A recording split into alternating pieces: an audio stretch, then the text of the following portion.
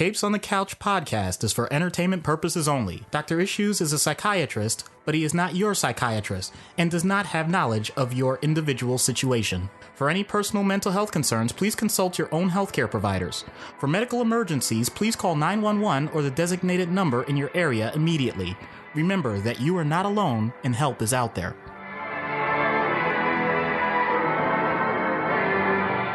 Hello and welcome to Capes on the Couch, where comics need counseling. I'm Anthony Sitko, and joined once again by the esteemed Dr. Issues. Hello, everybody. So this is issue number 19, the one, the only Scarecrow, Jonathan Crane, not to be confused with the Marvel Scarecrow, because there is a difference. Although they're both similarly costumed, I guess. They do kind of look, I don't want to say exactly the same, but there's a similar thematic appearance there. Yeah, I think it might have to do with the fact that they're based off of scarecrows.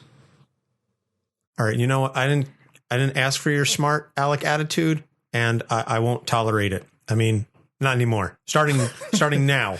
Yeah, after so many years, you finally had it. There's many. You know what? You're doing it again. I won't stand for it. Good thing you're sitting down then. You know what? Just get out. Just get out. All right. Before we get into the meat and potatoes of the episode, as always, you can find our show on our website, capesonthecouch.live. We're distributed through the Libsyn network. You can find us on our Twitter page, Capes on the Couch. Doc and I also have our own individual Twitter accounts, Anthony Sitko and Doc Issues. We have a Facebook page, facebook.com/Capes on the Couch. Our email address is capesonthecouch@gmail.com. If you want to send us any comments, questions, concerns, what have you, feedback about the episode, you can download this show on our website, capesonthecouch.live. We are distributed through the Libsyn network, and you can find us on iTunes, Google Play, Stitcher, TuneIn, YouTube, and the iHeartRadio app. We do ask that you leave a positive rating and review if you like what you hear. We've also got a Patreon page, patreon.com/capesonthecouch. You can subscribe at the $1, $3, $5, and $10 levels. We have 2 new patrons we want to give a big shout out and thank you to, our friend Steve and my buddy Matt. Matt is our newest president level patron, and he is the selector for next week's episode, which we're going to get to in just a little bit. But right now, we just want to say again, thank you to all of our patrons so far who have supported us on this show. We certainly appreciate your support, both financially and non-financially. You are awesome. Everyone is awesome. Especially if you're part of a team. So this week's episode is about the Scarecrow, one of the most iconic members of Batman's Rogues Gallery. So Jonathan Crane was created by Bill Finger, Bob Kane, and Jerry Robinson in World's Finest Comics number 3 back in September of 1941, back in the golden age of comics. So he is certainly one of the longtime adversaries of the Caped Crusader. But he only made 2 appearances back in the golden age. Really was just in 1941, I think again in 1943, and then the Scarecrow was just kind of left by the wayside for a little bit, and then he was resurrected in the 60s, and this is when we begin to see a lot more reappearances of the Scarecrow. So Jonathan Crane was bullied as a child because basically he looked like Ichabod Crane from the Legend of Sleepy Hollow. Yep. I never really thought of what a guy like that looked like, so I'm not exactly sure what was really there to mock him. I don't know. He was thin, scrawny, pale. I don't know. I honestly don't know where that means. So I don't know either. It's never really given any major elaboration, or at least none that I could find. It was just, and of all the people to pick on, how many kids know what Ichabod Crane looks like? I don't know. I think it was more the idea that you associate with the Headless Horseman, so you're always being attacked. So I guess that's an opportunity to bully somebody, I suppose. And the funny thing is that the Marvel Scarecrow, his first name is Ichabod. In a sense, it ties them again together thematically. I don't know. Maybe I'm just reaching here. So because he was bullied so much, he became obsessed with making others afraid. And this is where we begin to see the introduction of the fear obsession that Jonathan Crane has throughout the rest of his comic history. And that's really one of the most emblematic things about Scarecrow, is this obsession and focus on fear and making others afraid. I don't know what to say when it comes to kids, because most kids are afraid of lots and lots of different things. So that's kind of low hanging fruit. That's something that's really easy to do. So I don't know. Do you put things to scare girls like spiders and stuff, or mice, or what? I mean, that's not very impressive to me. So you're just calling him out and basically saying he sucks as a villain then, as a kid. Well, I mean, I don't think he's going to be that intimidating because we've already established he was being bullied. So, yeah, you have to use psychological ploys to get back at other people. But at the same time, he wouldn't be popular more than likely if he was bullied. So I don't know. I just don't see this working out well no matter what. Well, in any event, he grows up, he becomes a psychologist, and then he works at Arkham, and this is where he begins to conduct some secret experiments on patients. Oh, dear. Do we always have to refer to these things as experiments? I mean, they're clinical trials. I'm sure he went through the proper channels and the proper... No, I don't think this was FDA approved. No. I don't think there were any major... What's the word I'm looking for? He didn't go through the review board? No, he didn't do any of the things that he needed to do. I'm totally blanking, but we're going to move on. So he creates this fear gas because not only apparently is he a psychologist, he's also a chemist of sorts. So he creates this fear gas that can create some hallucinogenic visuals of his victims' worst fears. Now, this is actually based in reality because there are plenty of psychedelic hallucinogens that can produce what most people would say is a bad trip. You end up with experiences that are involving multiple senses, and it leads to usually a fear of whatever's going on. It could just be a simple feeling of paranoia, but it also could be, wow, the walls are melting. You know, most people are familiar with those types of references. Or, you know, some of our listeners may be familiar with those types of trips. Not saying, not naming names, just saying, you know, if you've had some good shrooms or, you know, you dropped a couple tabs, no one's here to judge. Certainly not me, least of all. As a healthcare professional, I do not advocate the reckless use of any type of substance. And yes, that includes medications. Thank you. Note that key term there, reckless. He didn't say he's totally against all use of those types of substances, just against their reckless use. As one of my psychology professors said, just say no to most drugs. Sorry, as the attorney, I have to pick apart, you know, I have to cherry pick. Oh, well, he said, you know, reckless use. So we're just going to focus on that keyword reckless. Anyway, so he becomes a member of the Batman's Rogues Gallery. And the interesting thing of note, at least in going through the history as I was able to read it, is many times he ends up allying with other members of the Rogues Gallery. It's not that common that Scarecrow will take on Batman one-on-one. It's usually as part of a collaborative effort through either he's orchestrating it or he's part of someone else's machinations. But the point is that Jonathan Crane is usually a team player because the fear toxin is used to disable Batman or the other members of his, you know, the Bat family or the Gotham City Police Department or the general populace. And then the other villains are the ones that attack and or take advantage of that. So Jonathan Crane is kind of used to disable them. And then someone else sweeps in and does it. So I guess if this was an RPG and a team, he'd be the mage, maybe. He's not the tank. He's not going to be doing the heavy damage. He doesn't have high DPS, but he's going to use a lot of those disabling spells. That's just the reference that I opted to go with. Yeah, he's the black mage. He's the black wizard. Yeah, from Final Fantasy. I could understand that reference, and I think many of our listeners understand that reference.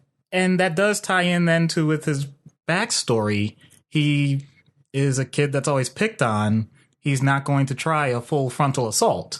He's going to make sure that he has people in his corner now because he at least can have a common goal with those people. Yeah. Very, very true. So here's just a couple of the collaborations, if you will, on the Scarecrow mixtape.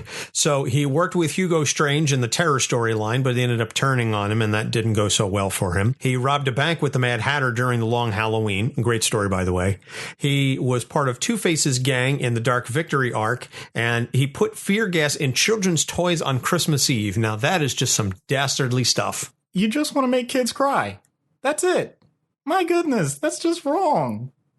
Well, don't forget, he was bullied as a child. And we're going to get into this when we get into the issues, but I think that's a large part of it is he's still stuck in that childish mindset. So he helps Riddler fight Catwoman in the When in Rome storyline, which is more Catwoman focused. But the point is that, again, he's teaming with another member of the Rogues Gallery. He joins up with the Joker during Nightfall to ransom the Gotham mayor. And this is what I like. He tries to use his fear gas on the Joker and it has no effect. That's amazing. Just another reason to enjoy the Joker. Which you certainly can with the previous episode that we did, which I think is our best episode, but I'm biased because I absolutely love the Joker as a character. Absolutely. You definitely were the Joker fanboy during that episode. He was hired by the Penguin during As a Crow Flies story, and this is where he ends up becoming mutated into the Scare Beast creature, which is almost like a werewolfian type transformation where he becomes this large hulking creature and he can actually do some physical damage in addition to inspiring fear in the hearts of his victims. So now he has the physical tendencies to match the mental attack. I hadn't thought of this up until this point, but yeah, imagine having that much angst and frustration for your whole life and then your whole, well, professional criminal career. And you finally get the opportunity to do something about it physically. I can't imagine how much that must have relieved some of that tension or made things much, much worse.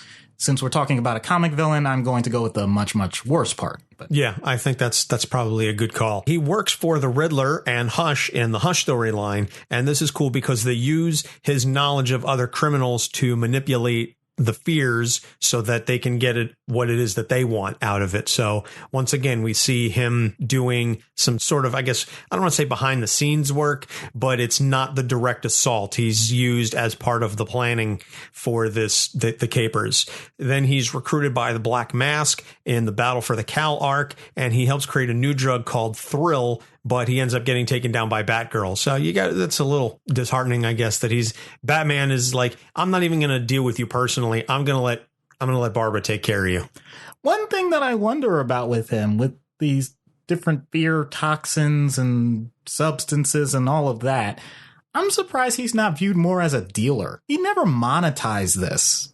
That's a little surprising to me. He seems intelligent enough that he'd be able to get something like that done. At this point, he knows the wheelers and dealers. I don't know. It sounds like he has a missed opportunity there. He could almost be like a different version of the Kingpin. I mean, that's a case with so many villains. It's a situation of why don't you take these talents that you have and use them for something else? Why not just use them for good, or at the very least just monetize them in a legitimate way? And that's what I think that they did with Lex Luthor in the 86 reboot after Crisis. He went from this mad scientist. Now he's an industrialist. He's a businessman, and he's ethical, so to speak, or at the very least, he's legitimate in what it is that he's doing. And he wants to take down Superman through other means, but he has the financial resources to do that. And so many other villains, we see it. Oswald Cobblepot has had on a number of occasions opportunities where he's decided that he's just going to go straight and he's going to be a legitimate businessman. Any number of villains get those moments where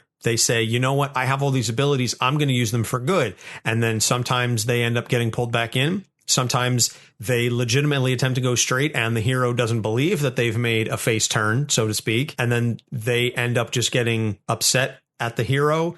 Why didn't you trust me? You know, I wanted to go straight. I wanted to go clean. And now you forced me back into this life. I don't think that's ever necessarily happened with the Scarecrow, but it's something that he could look into.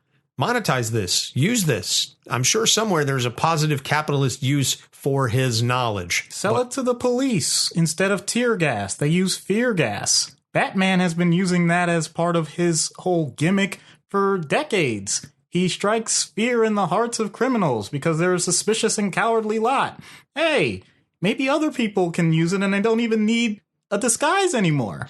That would be fantastic for society if it's used, sparingly. Who knows what evil lurks in the hearts of men? That's the second Shadow reference you've done in the past, I'd say, 6 or 7 episodes. I've noticed that. Well, we'll get to Lamont Cranston one of these days. And, we'll just ignore the Alec Baldwin movie.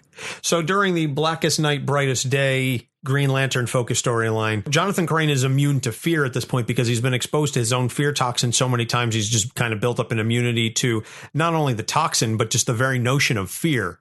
But at the same time, he's addicted to the notion because he's trying to get something. He's chasing the dragon. He knows he cannot be afraid of anything, and he's looking for that thing that he can be afraid of. So he allies with Sinestro, who gives him a yellow Sinestro Core ring, and he knows fear again. And at this point, he's like, I will do anything you say. And then Luthor comes in and steals the yellow ring because he's under the control of the orange ring, which is greed. And we're going to get to Larfleeze at a later episode. Although I don't honestly know how much we can talk about Larfleeze, given that he's so singular minded.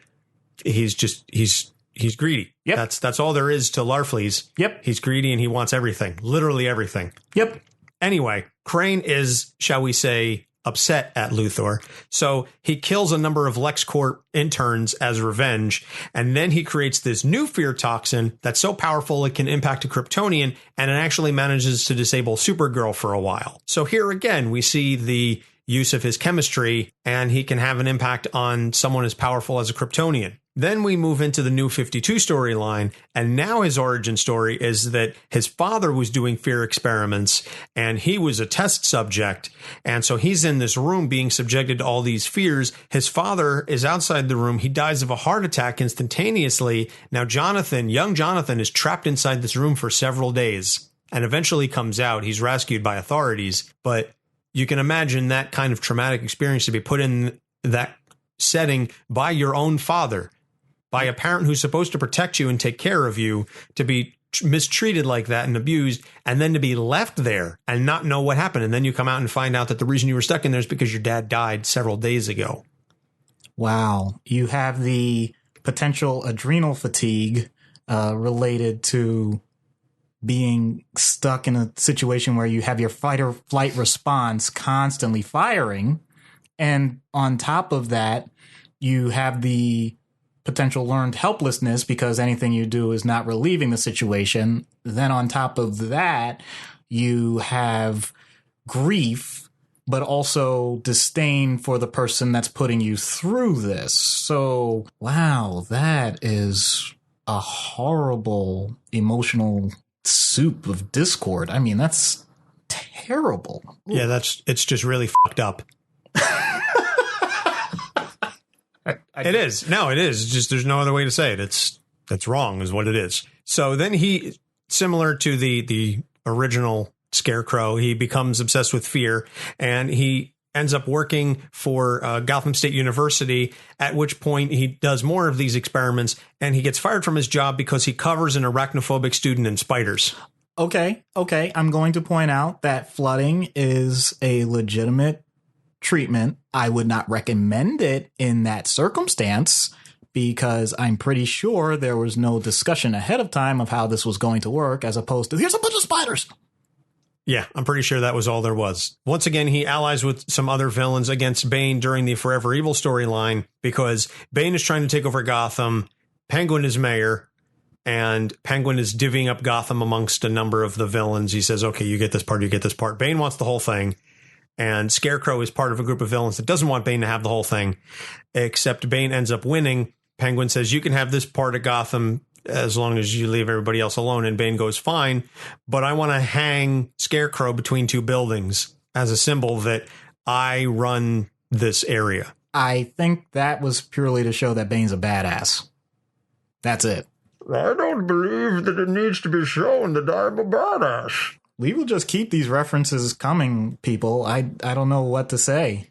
You think you adopted the dark. I was born by it.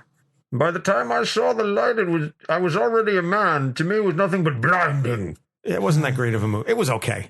It was better. It was a better Bane than the one from the who's allied with Uma Thurman. What was that? The Batman and Robin, or Batman for? It was Batman and Robin. Yeah. Whichever bad version of the Batman movies they were doing at that time. Yeah. So then, let's just move on. So DC Rebirth, he's not as frequent a member of the Rogues Gallery, so he makes a couple of minor appearances, and then he uses a Sinestro Corps power ring to make some of the other citizens afraid of Batman. Which, when you think about it, did you really need a ring to do that? I think it was just one of those situations where it expanded his fear-making abilities. Okay. So it made people more afraid than they otherwise would have been.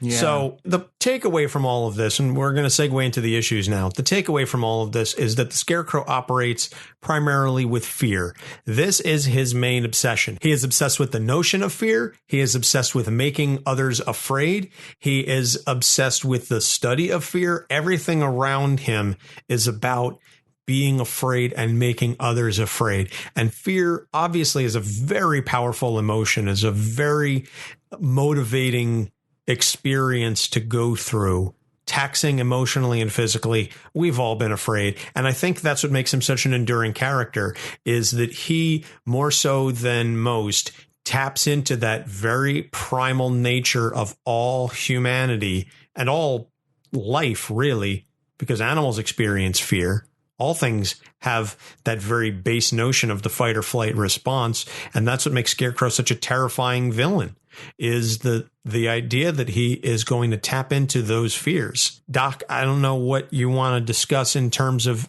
starting that, because fear obviously can be such a broad topic to discuss. But if you can talk about, I guess, start at the beginning. Sure. Fear is a survival mechanism. It comes down to, I don't want to be hurt. I don't want to die. That is something everyone recognizes. The physical responses are purely based on the neuroendocrine system. I'm going to talk about human beings, not other animals or other creatures. So I had mentioned in passing, what I mentioned earlier was adrenal fatigue. What I meant was within our pituitary system that releases certain hormones that allow our other organs to release their hormones.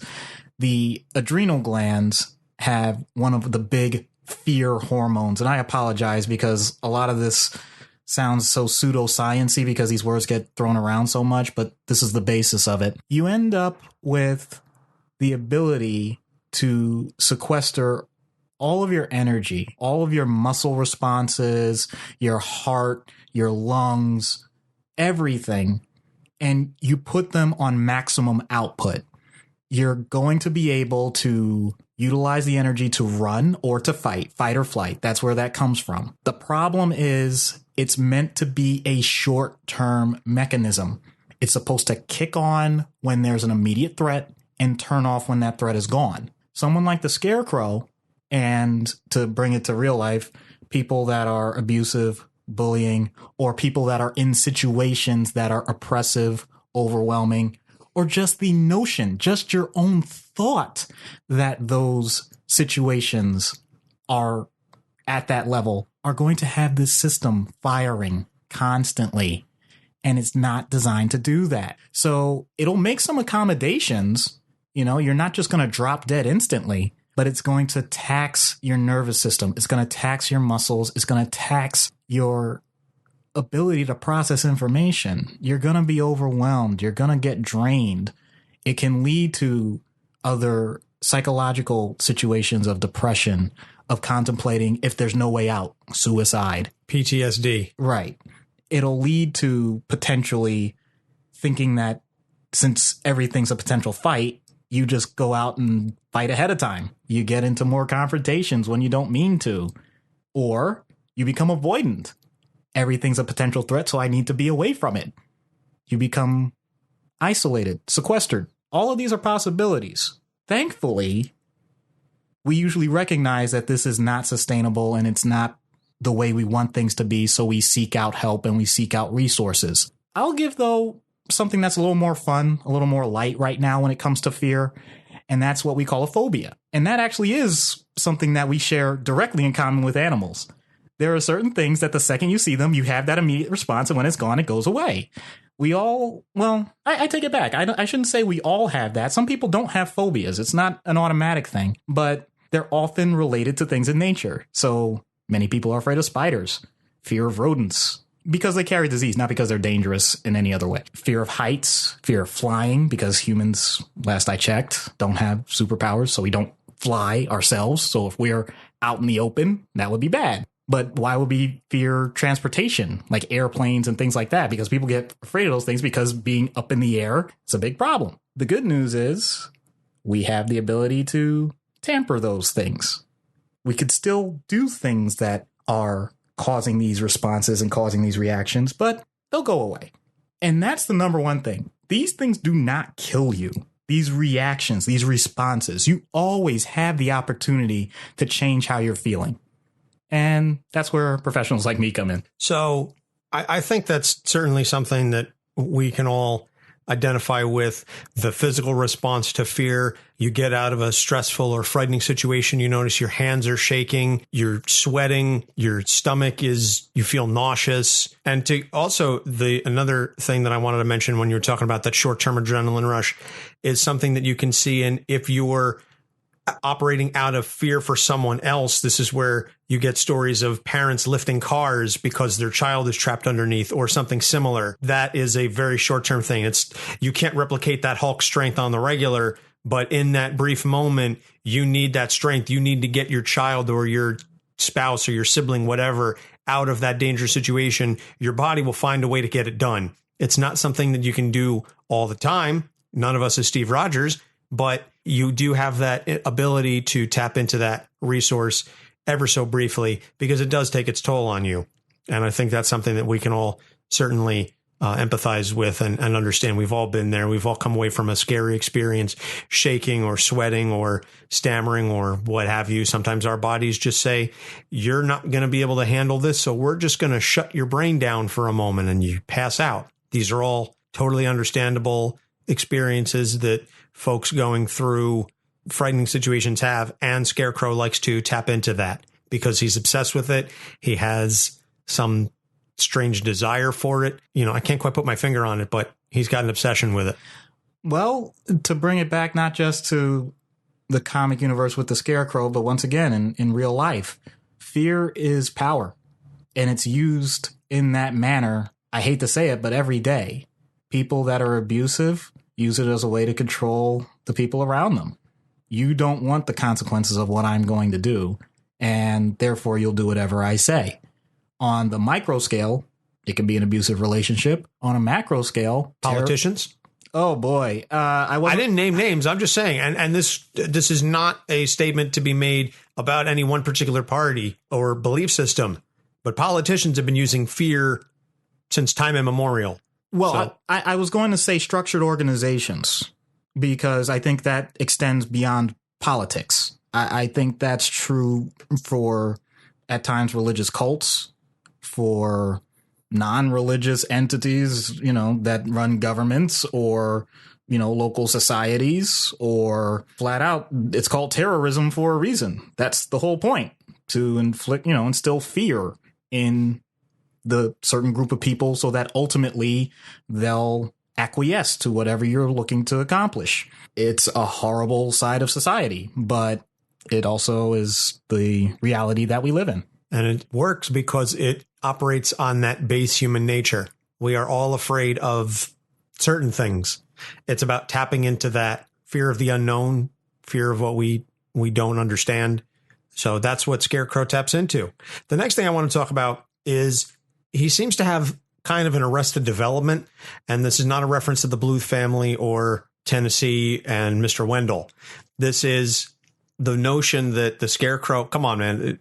Yes, those are all great references. And if any of them want to sponsor us, if any of them want to sponsor us at any point, that'd be fantastic. But anyway, the point is that so many of his issues and a lot of his imagery, in fact, stem from a childhood. Now, when Jeff Loeb writes the Scarecrow, he tends to write him as speaking in nursery rhymes. That's a controversial aspect of Loeb's writing. But the point is that Scarecrow, even just based on his visual imagery, is centered around the notion of a scarecrow, which to your average adult, and I'm not going to belittle any of our listeners, but to your average adult, the scarecrow by itself is not frightening.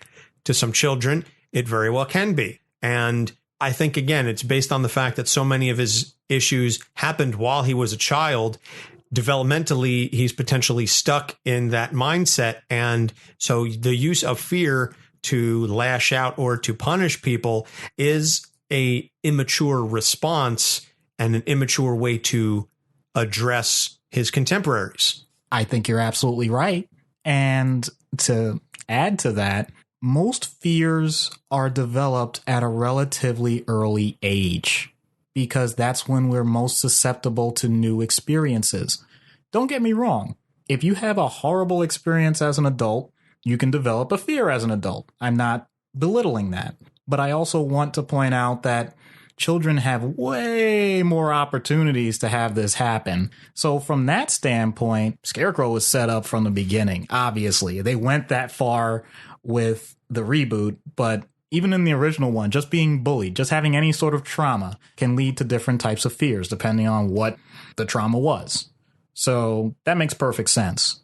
I mean, it's horrible sense, but perfect sense. Now, that also means that you're going to end up developing defense mechanisms based on the time that those fears happened. And in his case, at least in the descriptions that I had read, because I'll be honest, I hadn't read every comic, he wasn't at the point where he was expected to have adult, mature conversations about these things. He's literally a kid. So what do kids do? Kids cry. Kids complain. They whine.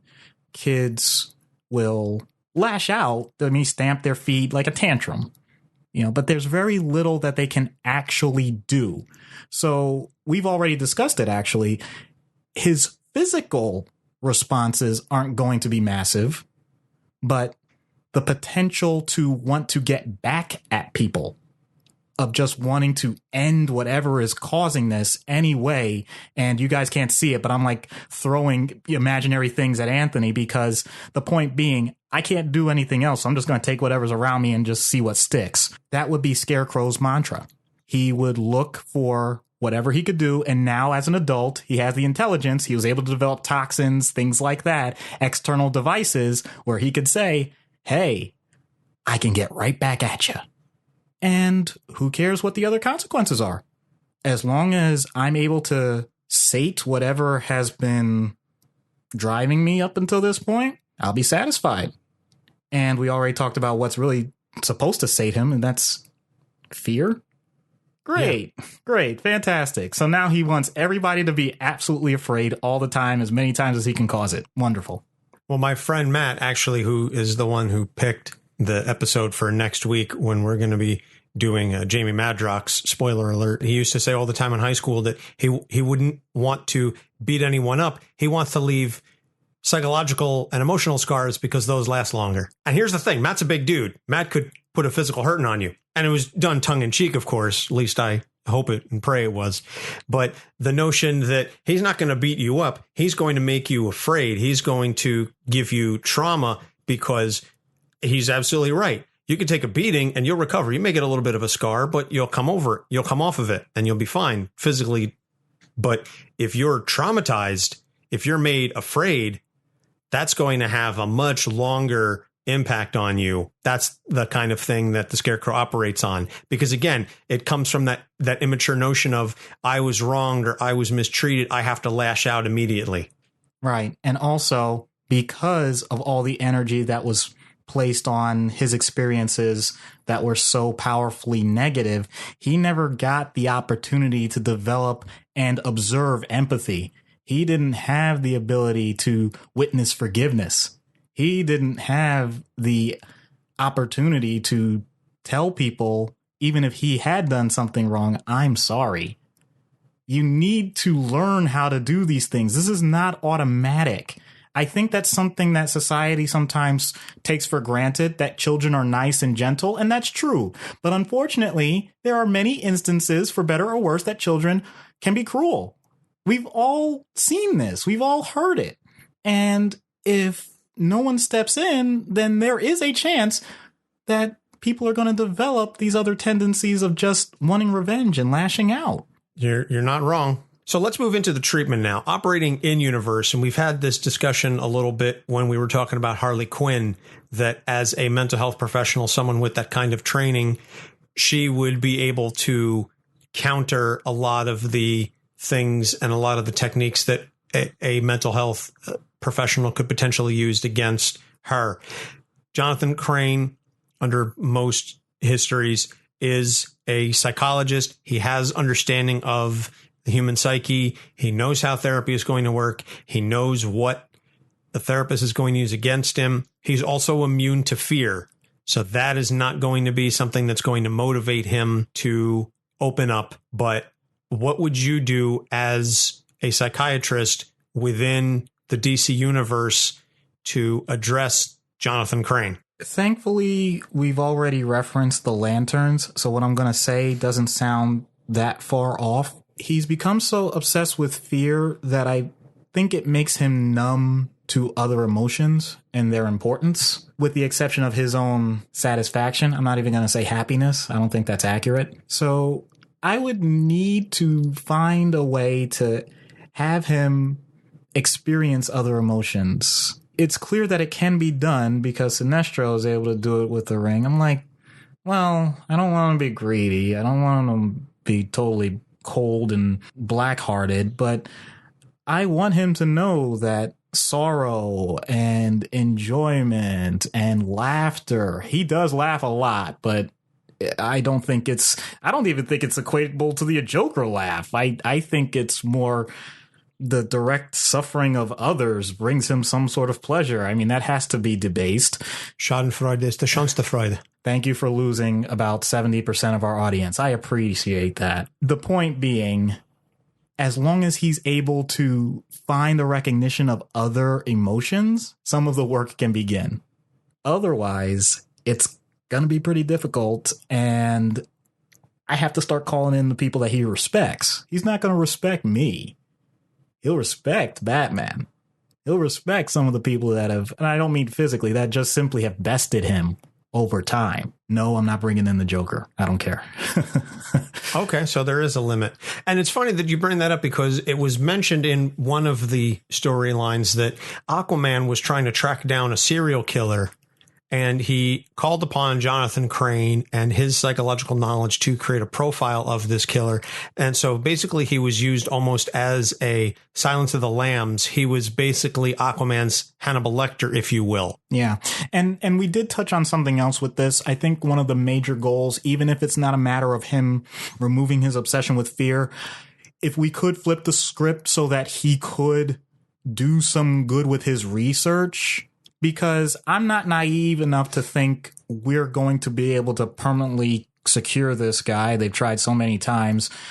We would look to perhaps, like I said, see if it would be useful in a police setting, useful against other massive enemies, whatever the case may be.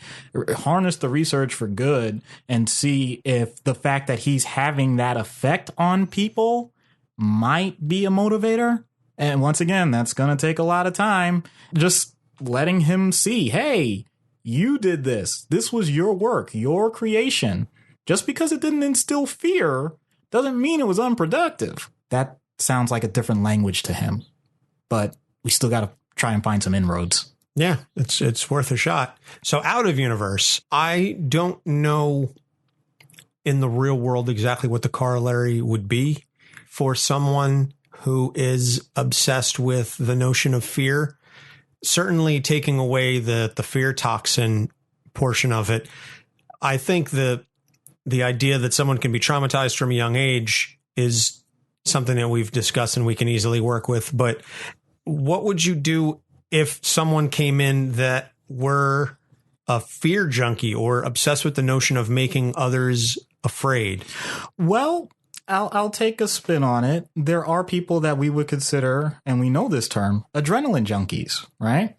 They're looking to engage their bodies and their brains in a way that is usually highly risk-taking and, unfortunately, put themselves in situations that may or may not reap the benefits that they're looking for.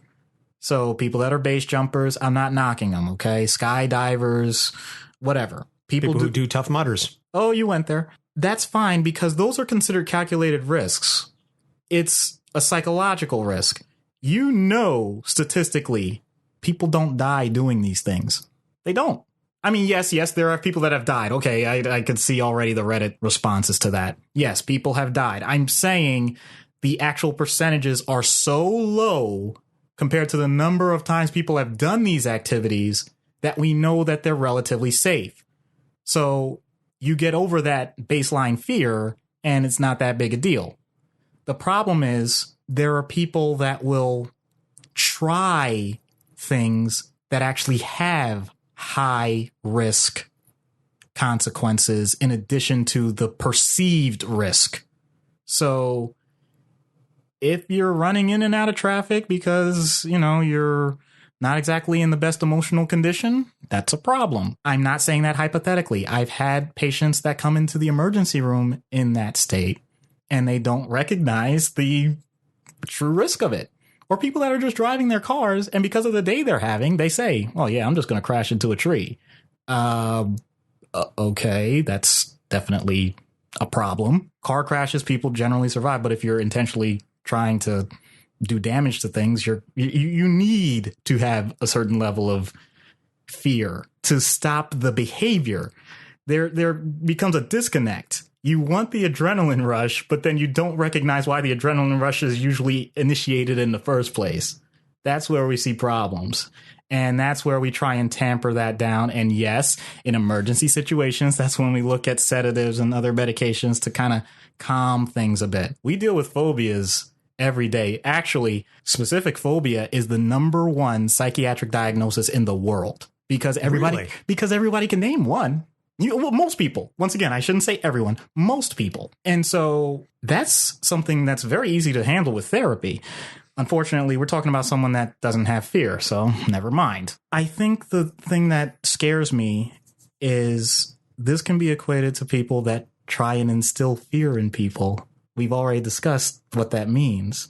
At its worst, it's people that torture others, that torture animals, that... Animals like my cat that's chiming in at the most opportune moment. We have, unfortunately, people that look to do these things. And I know that, and I'm not trying to take a political stance here. We know the common phrase, we don't negotiate with terrorists. Why has that term come up? Do we negotiate with cats? Because mine is here. Now, of course, he purrs all the time. Now I've scooped him up and he doesn't want to say anything. What's the matter? That's my cat, Jackie Chan. Say hi, Jackie. You know what? Part of therapy should just be everyone have a nice animal, a nice pet. Well, they do wonders. That's true. I'm not even saying that sarcastically. What's the matter? But now you want to run away? Okay, fine.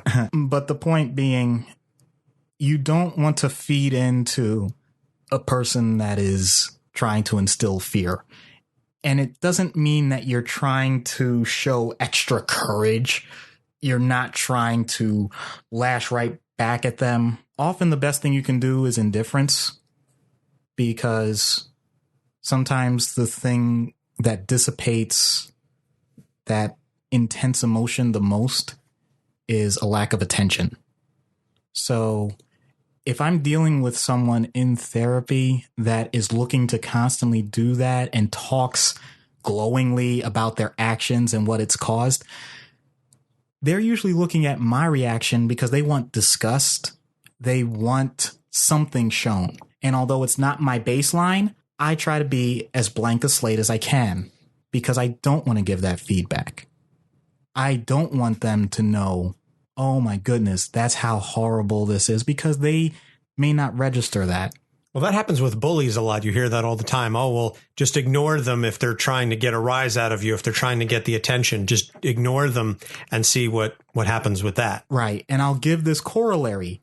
That best works in a position of strength. Often that's not going to work if you're already in the cycle. And that's something that many people, professional and layperson, do not recognize enough. You have to create the position of strength, and you're going to need other people to do that. So once again, and I apologize, this is the boring part of the show where I point out again that having other people reach out may be the most important step of all. So if I have this person in therapy, I want to find out who are the people that are left in their lives and how do they preserve those relationships? Because if they don't have that, then I know that they're desperate. If they do have it, I want to find out, is it still positive? In other words, are you using those same techniques on the people that remain close to you? If that's the case, then I need to reach out to them without the other person knowing, because it'll put me in danger. But I want to use them as allies. But if they don't use those techniques and it's truly a positive, uplifting relationship with someone else, then I want to say, okay, you can do that with that person. Why can't you do that with everyone else? Why can't you do that with other people and try and model it? So that would be my approach. I don't even know the success rate on how this works on an individual basis because it's so individual and it's so unique. So I'm not going to put numbers out there with this, but I'm telling you that would be my basic approach. All right. Well, I think even from a non-therapeutic standpoint, there are a couple of things there that we can utilize in our own daily lives, whether dealing with our own personal phobias or dealing with someone in a position that is potentially bullying or trying to utilize some sort of fear or use that in some capacity, and to take those techniques and to use that to either ignore them or whatever, or bring in other people, not necessarily in the one-on-one scenario, but bring in other people so that you're not alone. I think that's something that many of us can relate to in some fashion or another. So I know you called it the boring part of the show, but in some respects, it's also the most practical part of the show because you're talking about some real techniques that people can use in their day-to-day lives. And as we've said a number of times, that's why we have this show, so that you can take these things and we can use the stuff that we talk about with the comic book characters to have a positive impact on your own personal life. Well said. So now we move from the practical to the completely impractical, but also the most entertaining, I think. I agree. And we're going to find out what happens when Dr. Crane goes on Dr. Issues' couch. Hello, Dr. Crane. I'm Dr. Issues. I do not like thee, Dr. Fell. The reason why, I cannot tell. But this I know, and know full well, I do not like thee, Dr. Fell. No, it's Dr. Issues. 3 wise men of Gotham, they went to sea in a bowl. All right, that's enough of that. No more nursery rhymes. Why? Does it frighten you, Doctor? No, it's just annoying. Annoyance is no reason to end something harmless. Do you kill every gnat you come across? If it's within arm's reach, yeah. I can't stand those things. Do you know who else feeds on harmless insects? Bats. Are you afraid of bats, Doctor? Not particularly.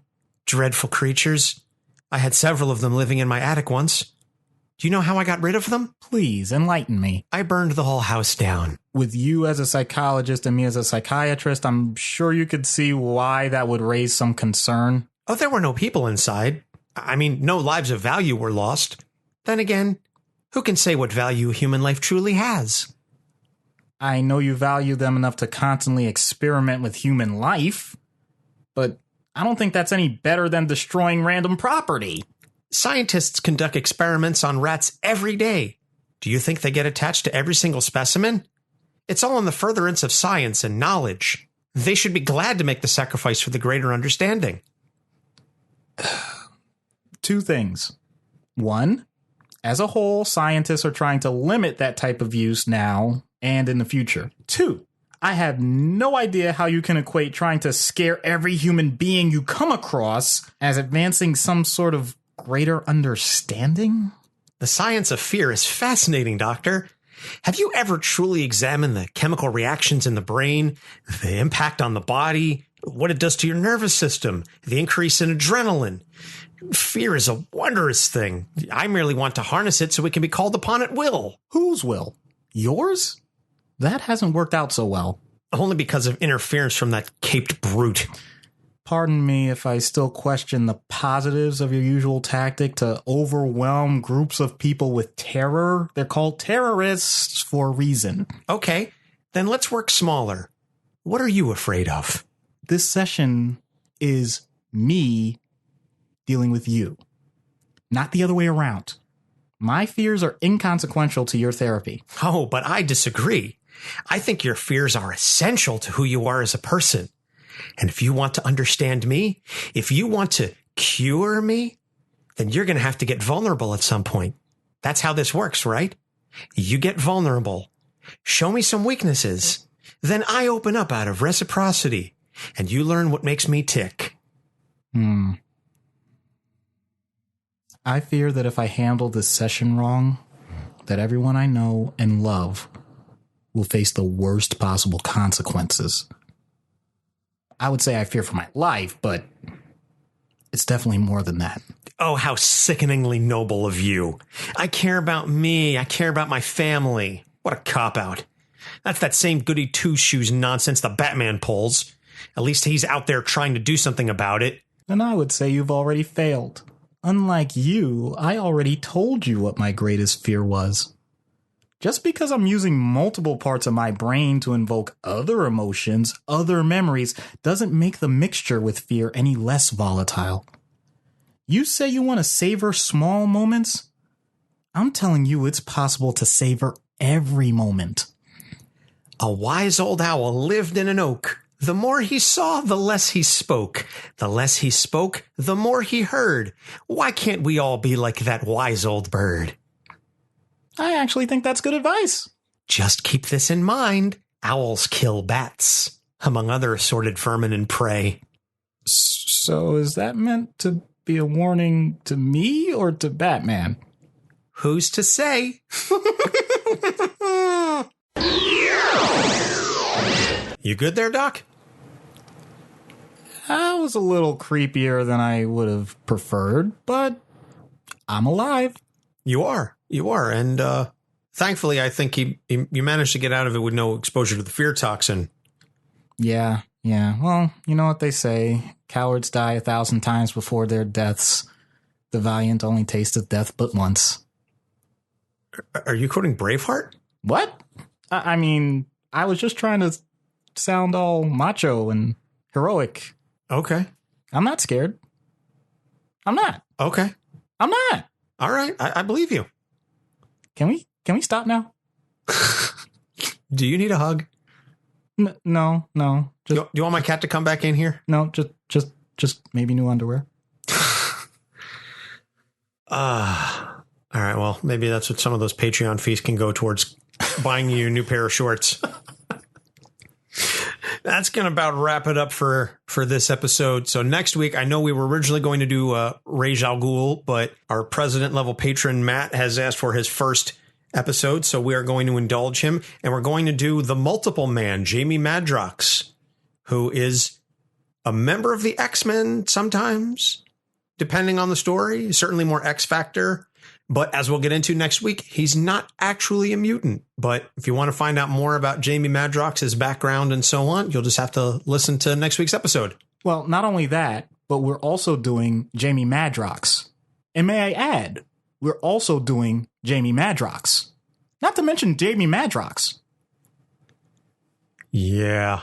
I think that joke worked a little better in your head than it actually did coming out. Although, you know what's funny? We keep saying Madrox. It makes me think of Hydrox, which is the other cookie that was like an Oreo. But my mother loves Hydrox. She wishes they could come back because she preferred Hydrox over Oreo. Random fact, they did come back for a while. They did. But I'm pretty sure they changed the flavor or the recipe or something like that because my mother said they were not as good when they came back as they were when they were originally made. But in any event, my mother is a huge fan of the original Hydrox and says that they are way better than Oreos, and you can fight her on that if you so choose. I wouldn't because I don't want to fight my mother. But if you want to go for it, knock yourself out. Anyway, so it was a long ass non sequitur about cookies because not everything in this show is scripted, folks. I promise. In any event, you can check out this show and all of our prior episodes on our website, capesonthecouch.live. You can find us distributed through the Libsyn Network on Google Play, iTunes, Stitcher, TuneIn, YouTube, and the iHeartRadio app. You can follow us on Facebook and Twitter. You can also subscribe to our Patreon, and you can be like Matt and pick one episode a month. We only have one more president level slot available. 2 of the 3 are taken, but you can still subscribe to us at the $5 level, and that gets you access to the longer uncensored version of the skit. Plus, you can guarantee that any questions that you have will be answered by us. You can subscribe at the $3 level, which gets you a shout out plus early access to the episodes. And you also get a blooper reel every month, or you can just subscribe for $1 and give us a shout out. So that would be appreciated as well. So like we said, so next week is Jamie Madrox, and then we're going to do Ra's al Ghul, and then we're going to do Reed Richards. And that episode is going to tie in with the release of the brand new series on the Fantastic Four, which comes out in August. So, which I'm very excited about because Reed Richards, there's a lot to unpack there. That may end up being another one of those hour and a half long episodes just because there is so much that Reed Richards has done. Are you trying to give the audience a hint that we're going to stretch that one out? You know, I swear to God, I didn't think of that joke, but it works perfectly. So yes, we're going to stretch that one out. It's going to be, dare I say, fantastic. So Doc, you got anything else you want to add? I don't think you want me to add more jokes at this point. That's fair. Okay, I'll take that as a sign then. So for Doc Issues, I'm Anthony Sitko. Thank you so much for listening. We'll see you next week. Capes on the Couch podcast is for entertainment purposes only. Dr. Issues is a psychiatrist, but he is not your psychiatrist and does not have knowledge of your individual situation. For any personal mental health concerns, please consult your own healthcare providers. For medical emergencies, please call 911 or the designated number in your area immediately. Remember that you are not alone and help is out there.